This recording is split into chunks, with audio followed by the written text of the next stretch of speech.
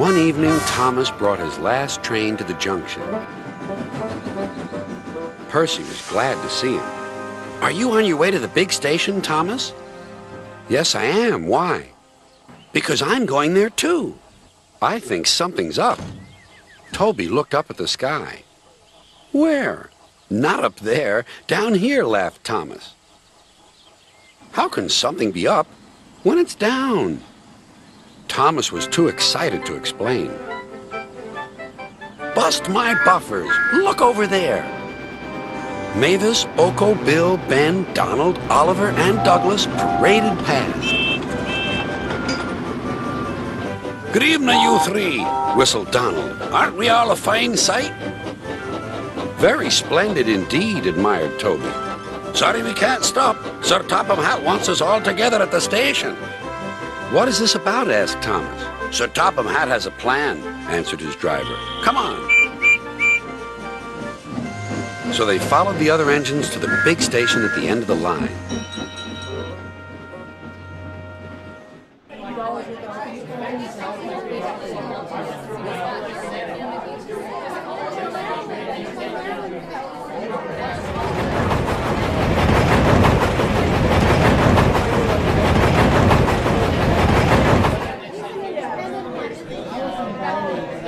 "Quiet!" called Sir Topham Hatt. "I have an important letter to read from a little girl who is 5 years old."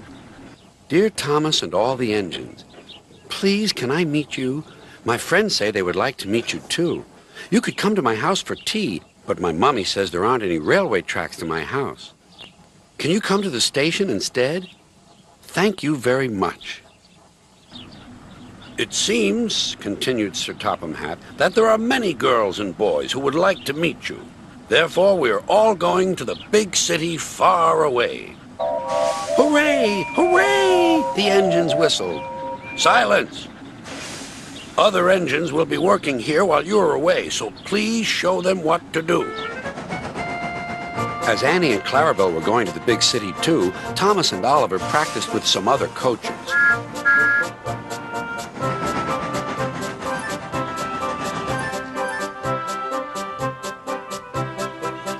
Thomas grew more and more excited. Too excited for his own good. "I'm glad I'm a splendid engine," he puffed. "Sir Topham Hatt thinks I'm really useful. I had a race with Bertie once. I whooshed through the tunnel and stopped an inch from the buffers." Then Thomas made his mistake. "Just like this," he boasted.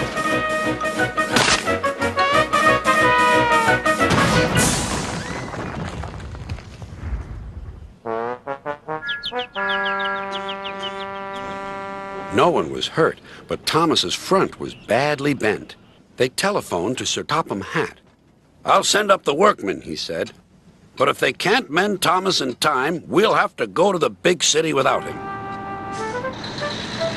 Poor Thomas. 8 o'clock next morning, the engines waited at the junction. Gordon, James, and Henry were waiting to lead off. They whistled impatiently.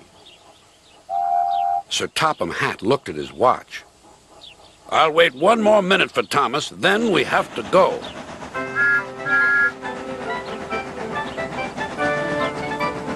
"Oh, thank goodness you're still here," panted Thomas.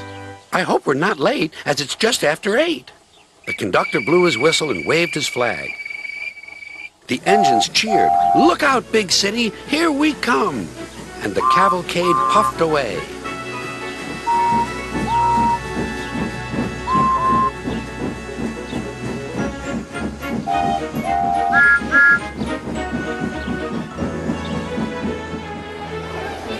Later in the big city, all the engines were lined up in a splendid shed.